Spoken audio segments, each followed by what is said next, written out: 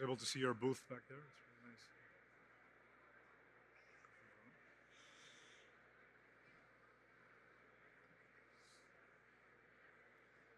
Shall we start? So we're on. Thank you very much. Congratulations, Tony, on the presentation. We're here to talk about the barriers to next generation transportation. We have a great panel to talk about it. We'll talk about some of the new ideas and new technologies that are being implemented. We saw an example of it today.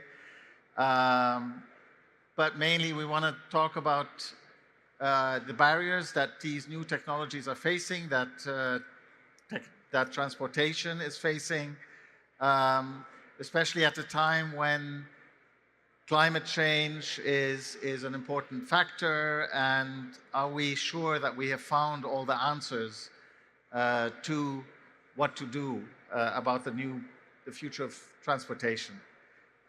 So I'd like to welcome the panel. I have two people from frontline transport companies, and then two people who are focused on the new tech. I don't want to make it sound like the new transport companies are old tech. They're definitely very clear new tech. So I have next to me Khalid Alhogail. He's the CEO of the Saudi Public Transport Corporation. I'll probably be asking about Riyadh Metro, which we're well. I have Matthew Chason, CEO of Lift Aircraft.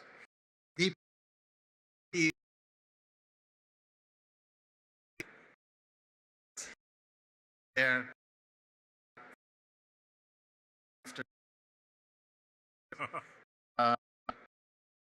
So I'll start with it.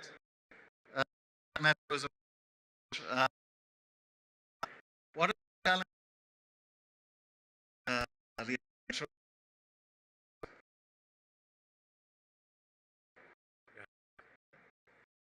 Thank you.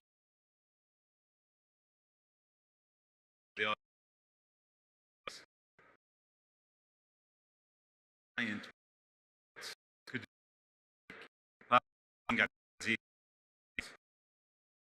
within metro and to be integrated in we in short it's like them is here something here then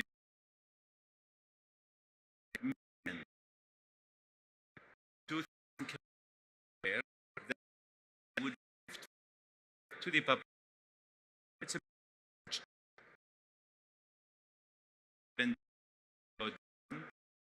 but anyway,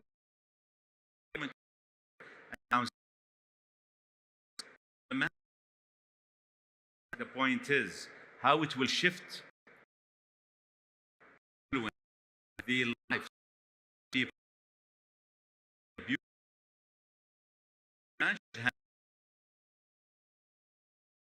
so that's within bus as a transportation will be something to push for implementation to have among the first 100 the world. Will we see them more than 20% out by that be really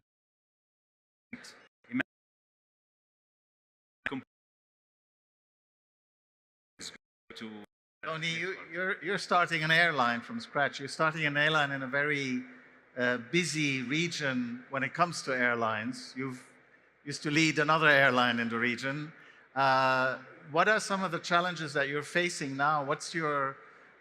How are you dealing with the fact that you do have a lot of tough competition in the region itself? That exactly.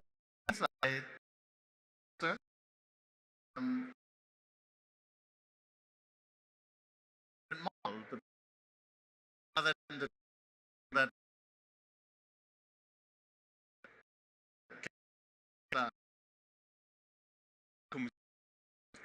Our connectivity as a G20 country, second fastest economy within the G20, is simply not good enough. So everybody probably here is aware that we don't fly directly to Tokyo, for example, or Shanghai, or Seoul or Sydney. The list goes on and on. Simply unacceptable. The #1 premium flow on Qatar Airways, business and first, is Saudi nationals.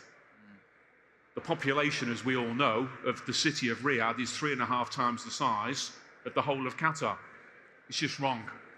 So the mandate, of course, for Riyadh Air is to get to over 100 international cities by 2030 and give us the direct connectivity so our citizens can connect to the world, and importantly, the world can connect to the kingdom. Simple as that. So are there any primary priority, let's say, cities that you want to link up with? So it's a little bit too early to announce the first cities, because obviously you go into summer and winter seasons and things of that nature. But what I will announce, so there's a slight tease for a very, very big reveal in about an hour and a half's time. And that is FII here today will announce a very large aircraft order on top of the one that we made a year ago. So hold that thought, ladies and gentlemen.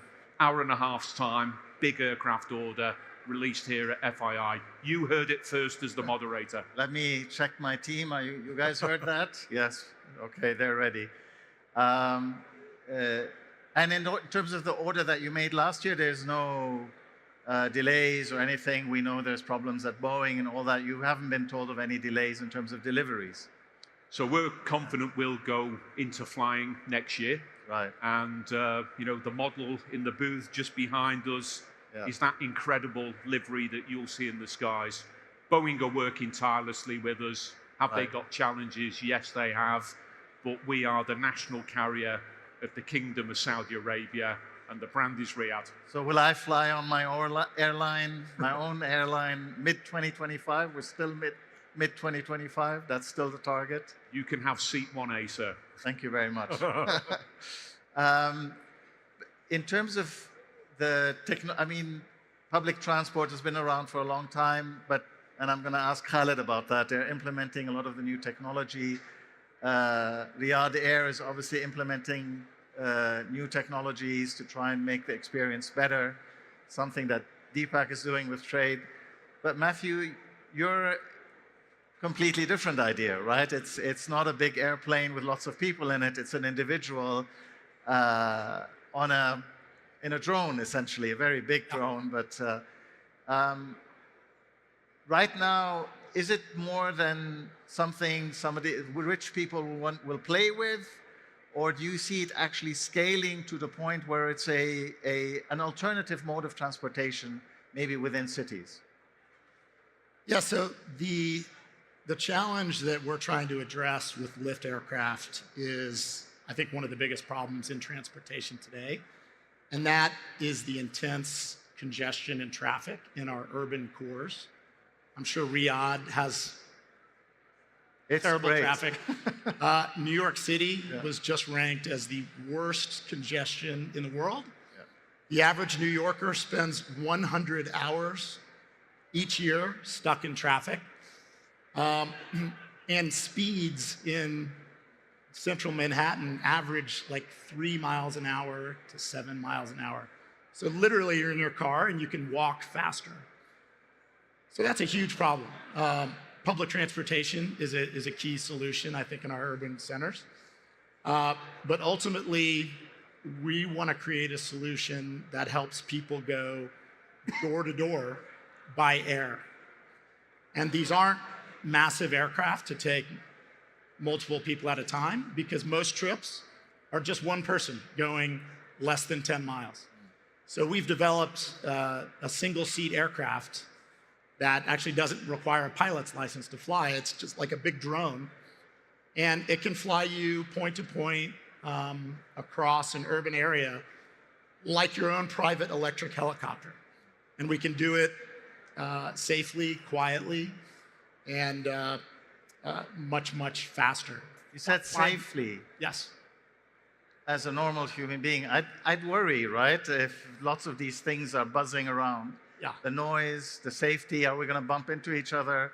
That, how do you deal with that issue? People's concern, I mean, the human concern on that front. Absolutely. Yeah. Now, ultimately, we're using new electric technologies, modern batteries, flight control systems that are highly redundant.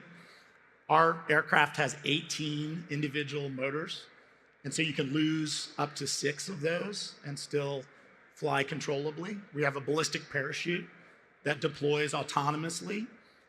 The aircraft is so easy to fly that we can teach anyone to fly it in less than an hour. So this is an aircraft, it's highly automated, semi-autonomous.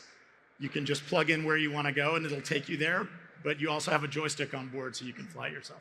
Are we going to see that in major airlines? No. Autonomous airplanes? Not really, no?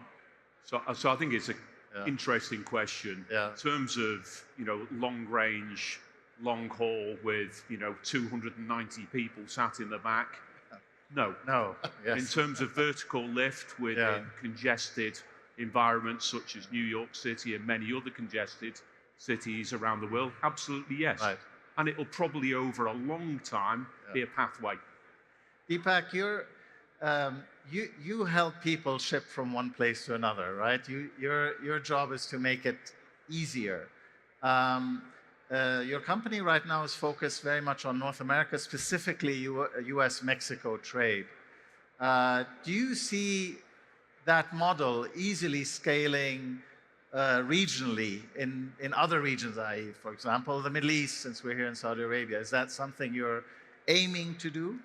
Thank you, Riyadh. And also, it's my first time in the kingdom. It's been phenomenal, incredible. For those of you who don't know, Nouveau Cargo, I'm the founder and CEO of Nouveau Cargo. Nouveau Cargo is a logistics and technology business that streamlines and modernizes the process of moving trucks and cargo between the US and Mexico. That's where we started. And as we've had success, we've now scaled into other modes. We should be launching rail next year and deeper into North America with US and Canada transportation. And so the reason that I'm very excited to be here and the conversations I've had with a lot of people locally in the kingdom is I think that when you take a region like US-Mexico, that border, and the complexities you have in streamlining transportation and the movement of trucks, it's very analogous to how things work in other regions that are developing, that are investing heavily in infrastructure. So for those who don't know, the US-Mexico border, the US-Mexico trade is now the largest inter-country trade lane in the world. It's about $1 trillion worth of goods every year. It's about 9 to 10 million truckloads. But it has a lot of complexities at the border. You have to deal with customs. You have to switch trucks. You have a different culture on the Mexican side with drivers using more WhatsApp, documentation. There's a lot of parallels to what I've heard speaking with entrepreneurs and investors in the MENA region and in the kingdom. And I think there's a lot of learnings that can be applied, not only in what we're doing, but other startups in different emerging markets in Africa, deeper in Latin America, that we're excited to explore applying in the region here. We're open to things like white labeling our technology and bringing a lot of change to the region if that can be helpful. But mainly what we've done is a lot of hard-earned work of working with humans and technology and the latest AI tools to really understand how you can take very fragmented, very manual processes for where the shipment is, what documents are needed, what business process needs to be triggered for the next steps so that you have a safe, compliant, and high-quality delivery of your shipments from A to B. And we're lucky to be doing that with some of the biggest North American shippers and global shippers in the world, multi-billion-dollar brands. How long did it take you to achieve that on the US-Mexican border? And I ask because I'm wondering, it's even more complex here. There you have two governments and they're interested in the trade. In your conversation so far here, have you seen an interest in that? I've seen an interest. I think there's interest in taking some of the technologies that companies like ours have built and seeing if it can be tropicalized, or if that's the right word in English, basically applied locally here. I think that when you're talking about cross-border, there does need to be either at least a significant volume of trade where you can study the processes of what companies are doing today and build them into the technology, or you need to be able to start with domestic trucking. Something I found remarkably studying companies I've invested in or I've seen all over the world is the dynamics of trucking is very similar in most countries. You have a fragmented base of drivers. That creates a certain set of behaviors in how you work with them, how you tender loads to them. And then same thing with doing things like customs clearance. At the end of the day, it's what goods do I have? How do I create digital customs entries? And how do I make sure I'm doing it in a way that's compliant with the laws? And the latest AI tools are good at ingesting all those laws and creating business rules around them. So I think there's many ways it can be done, especially with the boom of the latest technologies that can systematize and create rules for all of the latest, for all of the regulation that might be evolving and changing in real time, right? Okay. Khalid,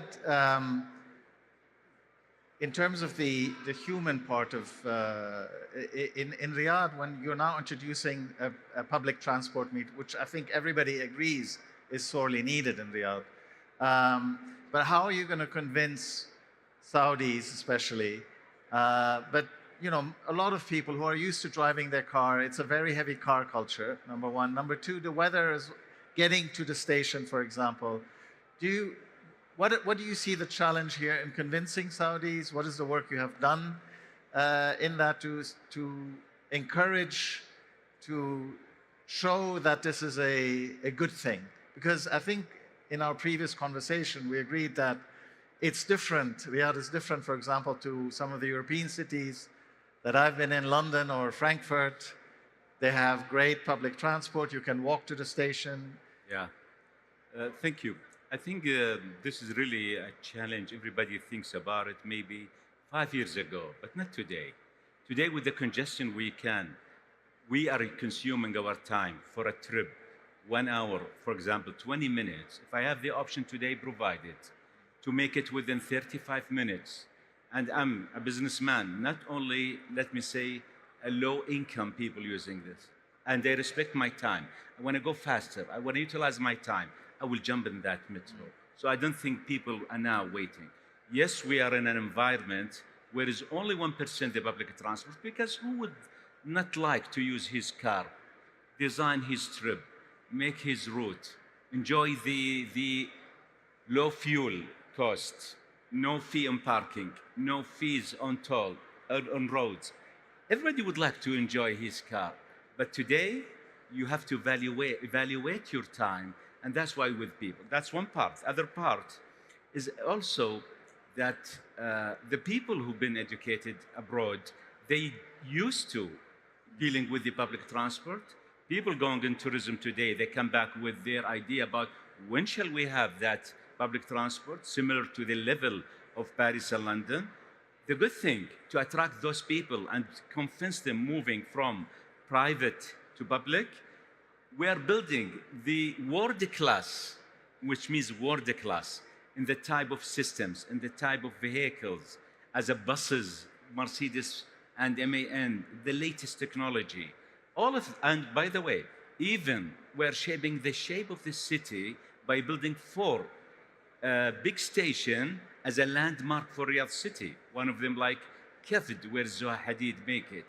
Always, this public transport reshape the city, improve the mobility, improve the people even for the health side by giving them the chance to catch up after this metro, jumping to that bus. So I believe people are convinced enough. They are just ready to start. And then you will see how much fast when you see the street get less this congestion. And don't forget, we face in Riyadh city the most challenging, really. Why? It's 5 years ago or 6 years ago when it was only driving the capacity for the road as infrastructure for men. And then when women start to drive, imagine 1/3 extra cars on the road. So that's not easy. Second, our lifestyle has been changed by creative or generating more trips because the tourism events has been increased. So there was no much trips through the weekdays for entertainment. Today we have more and more trips. So these challenges, I think it's great for the people of Riyadh that they absorb that challenge after the excavation to make this building of that network, and today they just want to jump in that bus or that one to make their life. So I'm 100% sure, and we will not be surprised when see the demand goes more fast and rapidly, because it's, don't forget, we're building a network, big one, from scratch in a city that big. So as Tony said, Riyadh, which has been created 70 or 30 new ones last 5 years, bringing 48 of the jobs in Saudi, in Riyadh city. All these challenges not easy. And knowing that 27% of the Saudi people live in Riyadh. So what challenges? I think it is so big, but the solution is there and we are on it, face after face. We will see Riyadh differently because part of the attractive for any city is about it's decarbonized, it's no congestion, it is livable, it is all of this make your life enjoyable and easy. You mentioned infrastructure, and I wanted to ask Tony about that as well. Like you said, the idea is to feed people into Riyadh and to have the Saudi community to travel outside. But there's an expectation, and we're already seeing of a big increase in tourism, big increase in travel, in air travel. What about the infrastructure? What is the challenge that you're facing in terms of the infrastructure, and also the challenge in terms of the challenges of climate change, which in the airline business is a big subject? What is Riyadh Air doing to face those challenges? So I think, firstly, King Salman International Airport project is a commitment to a global airport that represents best practice, digital connectivity in the same fashion as our brand. Back to the bridge into your question about sustainability, designed with that from the get-go. So another big mega project, it's about airport infrastructure. And there's lots of transitional additions to the existing airport infrastructure to get us to the new airport. In terms of the environment, obviously there is no silver bullet to get into net zero with regular commercial aviation. And we signed with Aramco yesterday, for example, a commitment to work on joint pathways on sustainable aviation fuels. That's going to be a big part of this, but ideas when it comes to commercial aviation sustainability comes in all shapes and sizes. We'll be working with all sorts of different partners, SMEs, specialists throughout the whole of the supply chain to find all of the little things that incrementally reduce the environmental impact of flying. At the end of the day, we will have the most modern fleet with the most modern engines, with the most innovative fuel provider. So we feel that, back to our brand, we'll be an environmental sustainability thought leader. Matthew, in terms of the approvals for your aircraft, are you working with governments globally to try and get those approvals, to get it passed so that it can fly? Yeah, so we actually have already launched commercially in Austin, Texas, our headquarters. We have a fleet of 16 aircraft, and 4 days a week, we're training people and they're flying.